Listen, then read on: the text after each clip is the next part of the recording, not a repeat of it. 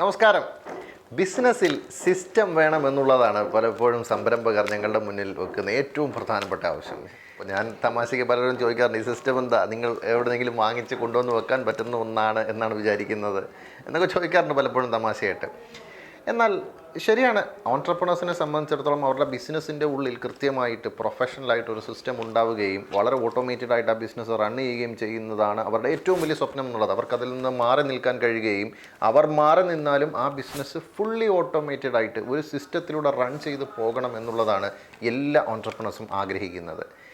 അപ്പോൾ ഞാൻ ചോദിക്കുന്നത്, നമ്മളൊരു സിസ്റ്റമൈസേഷൻ പ്രോസസ്സിലേക്ക് ഇറങ്ങുമ്പോൾ എവിടെ തുടങ്ങണം? Wear should we start? അതാണ് ഏറ്റവും ഇമ്പോർട്ടൻ്റ് ആയിട്ടുള്ള ചോദ്യം എന്നുള്ളത്. അവിടെ നിന്ന് വേണം സിസ്റ്റമൈസേഷൻ എന്ന് പറയുന്ന പ്രോസസ്സ് തുടങ്ങാനും വേണ്ടിയിട്ട്. പലപ്പോഴും കേരളത്തിലെ SME ഓൺട്രപ്രണേഴ്സിൻ്റെ ഇടയിൽ അല്ലെങ്കിൽ SME ഓൺട്രപ്രണർഷിപ്സിൻ്റെ ഇടയിൽ നമ്മൾ ഏറ്റവും കുറഞ്ഞ പ്രാധാന്യം കൊടുക്കുന്ന മേഖലയാണ് HR എന്നുള്ളത്.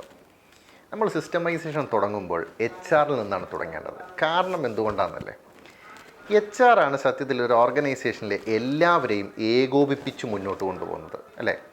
അതാണ് നമ്മുടെ ഏറ്റവും പ്രധാനപ്പെട്ട പിവറ്റലായിട്ടുള്ളൊരു പോയിൻ്റ് എന്നുള്ളത്. ആ HR നിന്നാണ് എല്ലാ കാര്യങ്ങളും കേന്ദ്രീകരിക്കുന്നത്. എന്ത് ജോലികളാണ് ആളുകൾ ചെയ്യുന്നത്, എത്തരത്തിലുള്ള ജോലികളിലാണ് ആളുകൾ ഏർപ്പെടുന്നത്, എന്തൊക്കെ ജോലികളാണ് അവിടെ നടക്കുന്നത് എന്നുള്ളതെല്ലാം സത്യത്തിൽ ഒരു HRൻ്റെ അധികാര പരിധിയിൽ വരുന്ന കാര്യങ്ങളാണ്, അല്ലെങ്കിൽ അവരുടെ അറിവിലേക്ക് വരേണ്ട കാര്യങ്ങളാണ്. അപ്പോൾ സിസ്റ്റമൈസേഷൻ എന്ന് പറയുമ്പോൾ ബേസിക്കലി ആദ്യം ചെയ്യേണ്ടത് നിങ്ങളുടെ ഓർഗനൈസേഷൻ്റെ ഉള്ളിലുള്ള ആളുകൾ, അവിടെ ജോലി ചെയ്യുന്ന ആളുകളുടെ ജോലികളെ നിങ്ങൾക്ക് അളക്കാൻ പറ്റുന്നുണ്ടോ എന്നുള്ളത് മനസ്സിലാക്കുക എന്നുള്ളതാണ്. ഇപ്പോൾ ജോലികളെ അളക്കണം, അതാണ് പെർഫോമൻസ് മാനേജ്മെൻറ്റ് സിസ്റ്റം എന്ന് പറയുന്നത്. ഈ പെർഫോമൻസ് മാനേജ്മെൻറ്റ് സിസ്റ്റം എങ്ങനെ ഉണ്ടാക്കാം? കൃത്യമായിട്ടുള്ള KRIകളും KPIകളും ഉണ്ടാകുന്നതിൻ്റെ ഭാഗമായിട്ടാണ് ഒരു പെർഫോമൻസ് മാനേജ്മെൻറ്റ് സിസ്റ്റം നമുക്ക് ഡിവൈസ് ചെയ്യാൻ പറ്റും. അപ്പോൾ ഈ പെർഫോമൻസ് മാനേജ്മെൻറ്റ് സിസ്റ്റത്തിൻ്റെ ഉള്ളിൽ നിന്നുകൊണ്ട് എല്ലാ എംപ്ലോയീസും പ്രവർത്തിക്കുമ്പോഴാണ് എന്തുണ്ടാവുന്നത്, ഒരു സിസ്റ്റം ഡിഫൈൻ ചെയ്യാൻ നമ്മൾക്ക് കഴിയുന്നത്.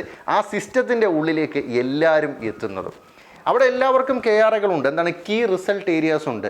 എന്ത് റിസൾട്ടുകളാണ് ഒരു വ്യക്തി ഈ ഓർഗനൈസേഷനിലേക്ക് സംഭാവന ചെയ്യേണ്ടത് അല്ലെങ്കിൽ നേടിയെടുക്കേണ്ടത് എന്നുള്ളതാണ് KRI. ആ KRIക്ക് ഈക്വലൻ്റ് അല്ലെങ്കിൽ ആ KRI എങ്ങനെ നേടിയെടുക്കണം എന്നുള്ള KPIകളും അവർക്കുണ്ടാവാം. ഉദാഹരണത്തിന് KRI എന്നുള്ളത് സെയിൽസ് അല്ലെങ്കിൽ സെയിൽസ് ഇംപ്രൂവ്മെൻ്റ് ആണെങ്കിൽ അദ്ദേഹം എങ്ങനെയാണ് ആ സെയിൽസിലേക്ക് എത്തേണ്ടത് എന്നതിനെ മെഷർ ചെയ്യുന്നതായിരിക്കും KPI എന്നുള്ളത്. ഈ മെഷർമെൻറ്റുകളെല്ലാം പരിഗണിക്കുമ്പോൾ ആകത്തുകയായിട്ട് ഒരു മാസം അല്ലെങ്കിൽ 6 മാസം അല്ലെങ്കിൽ ഒരു വർഷത്തിൽ ഈ വ്യക്തി എത്രത്തോളം റിസൾട്ടുകൾ നമ്മൾക്ക് കോൺട്രിബ്യൂട്ട് ചെയ്തിട്ടുണ്ട് എന്ന് നമുക്ക് മനസ്സിലാക്കാൻ പറ്റും. അതിനെയാണ് നമ്മൾ പെർഫോമൻസ് മാനേജ്മെൻറ്റ് സിസ്റ്റം എന്ന് പറയുന്നത്. ഇപ്പോൾ ഇതെല്ലാമായി ഇനി ഇതിൻ്റെ ഉള്ളിൽ ഈ പറയുന്ന ജോലികളെല്ലാം കൃത്യമായിട്ട് നടക്കുന്നുണ്ടോ, ഇതെല്ലാം വ്യക്തമായിട്ട് നമുക്ക് അളക്കാൻ പറ്റുന്നുണ്ടോ എന്ന് നോക്കണമെങ്കിൽ എന്ത് വേണ്ടി വരും? കൃത്യമായിട്ടുള്ള റിപ്പോർട്ടുകൾ വേണ്ടി വരും. അപ്പോൾ എന്തായി, ഈ പറയുന്ന ജോലികളെ അളക്കുവാൻ വേണ്ടിയിട്ട്, ഈ പറയുന്ന ജോലികളെ അളന്ന് എത്രയാണ് എന്ന് തിട്ടപ്പെടുത്തുവാൻ വേണ്ടിയിട്ട് ഓരോ വ്യക്തിയും ജനറേറ്റ് ചെയ്യേണ്ട ചില റിപ്പോർട്ടുകൾ ഉണ്ടാവും. ആ റിപ്പോർട്ടുകൾ എല്ലാം ഇവരുടെ പെർഫോമൻസ് മെഷറുകളായിരിക്കും, ഇവർ ചെയ്യുന്ന ടാസ്കുകളുമായി ബന്ധപ്പെട്ടുള്ളതായിരിക്കും. അപ്പോൾ എന്തായി, റിപ്പോർട്ടുകളായി. ഇനി ഈ റിപ്പോർട്ടുകളുടെ എല്ലാം ആകത്തുക നമ്മൾ പരിശോധിക്കാൻ വേണ്ടിയിട്ട് നമുക്ക് എന്ത് വേണം? നമ്മൾക്ക് റിവ്യൂ മീറ്റിംഗ് സിസ്റ്റംസ് ഉണ്ടാക്കേണ്ടി വരും. അത് വീണ്ടും HR ഉത്തരവാദിത്തമാണ്.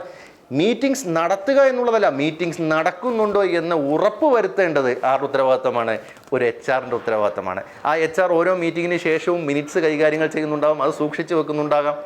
അപ്പോൾ എന്തായി, ഒരു HR എന്ന് പറയുന്നത് അല്ലെങ്കിൽ HR ഡിപ്പാർട്ട്മെൻറ്റ് ഇല്ലെങ്കിൽ നിങ്ങൾ എത്രയും പെട്ടെന്ന്, നിങ്ങൾക്ക് സിസ്റ്റമൈസേഷനാണ് നിങ്ങളുടെ മനസ്സിലെങ്കിൽ അല്ലെങ്കിൽ ഒരു സിസ്റ്റം കൊണ്ടുവരണമെന്നാണ് നിങ്ങളുടെ മനസ്സിലെങ്കിൽ തീർച്ചയായിട്ടും നിങ്ങൾ തുടങ്ങേണ്ടത് ഒരു HR ഡിപ്പാർട്ട്മെൻറ്റിനെ കോൺസ്റ്റിറ്റ്യൂട്ട് ചെയ്യുക എന്നുള്ളതാണ്.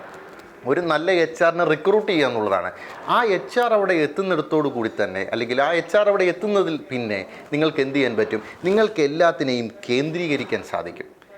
ഒരു കൃത്യമായിട്ടുള്ള ഒരാളുണ്ടാവും, ഉത്തരവാദിത്തപ്പെട്ട ഒരാളുണ്ടായിക്കഴിഞ്ഞു. ആ ആളിൽ നിന്നാണ് പിന്നെ ഡെലിഗേഷൻസ് സംഭവിക്കുന്നത്, പിന്നെ കമ്മ്യൂണിക്കേഷൻസ് പാസ് ഓൺ ചെയ്യുന്നത്, അവരിലേക്ക് തിരിച്ച് കമ്മ്യൂണിക്കേഷൻസ് വരുന്നത്. ഇതിനെയാണ് നമ്മൾ എന്ത് പറയുന്നത്? ഒരു സ്ട്രക്ചർ ബേസ്ഡ് സിസ്റ്റം എന്ന് പറയുന്നത്. ഇങ്ങനെയാണ് ഓരോ ചെറുകിട സംരംഭങ്ങളിലും ഓരോ SME ഓർഗനൈസേഷൻസിലും നമുക്ക് എന്ത് ചെയ്യാൻ പറ്റുന്നത്? നമ്മൾക്കൊരു സിസ്റ്റം ഉണ്ടാക്കാൻ പറ്റുന്നത്. അതുകൊണ്ട് നിങ്ങൾ ഏറ്റവും കുറഞ്ഞ പ്രാധാന്യം നൽകുന്ന നിങ്ങളുടെ HR ഡിപ്പാർട്ട്മെൻറ്റിന് കുറച്ച് കൂടുതൽ പ്രാധാന്യം നൽകേണ്ടത് എത്രത്തോളം അനിവാര്യമാണ് എന്ന് നിങ്ങൾ മനസ്സിലാക്കുക. ആ അനിവാര്യത തന്നെയാണ് എന്ത് ചെയ്യുന്നത്, നിങ്ങളുടെ ഓർഗനൈസേഷനിൽ ബൃഹത്തായ ഒരു സിസ്റ്റം ഉണ്ടാക്കാൻ നിങ്ങളെ സഹായിക്കുന്നത്. അതുകൊണ്ട് തന്നെ HR-നെ വില കുറച്ച് കാണരുത്. നല്ല HR-കളെ റിക്രൂട്ട് ചെയ്യൂ. അതിശക്തമായിട്ടുള്ളൊരു HR ഡിപ്പാർട്ട്മെൻറ്റ് നിങ്ങളുടെ ഓർഗനൈസേഷൻ ഉണ്ടാക്കൂ. വളരെ നല്ലൊരു സിസ്റ്റം ഉണ്ടായിക്കൊണ്ട് വളരെ മികച്ച ബ്രാൻഡുകളായി നിങ്ങൾക്ക് വളരുവാൻ വേണ്ടിയുള്ള എല്ലാ ആശംസകളും നേരുന്നു. All the best.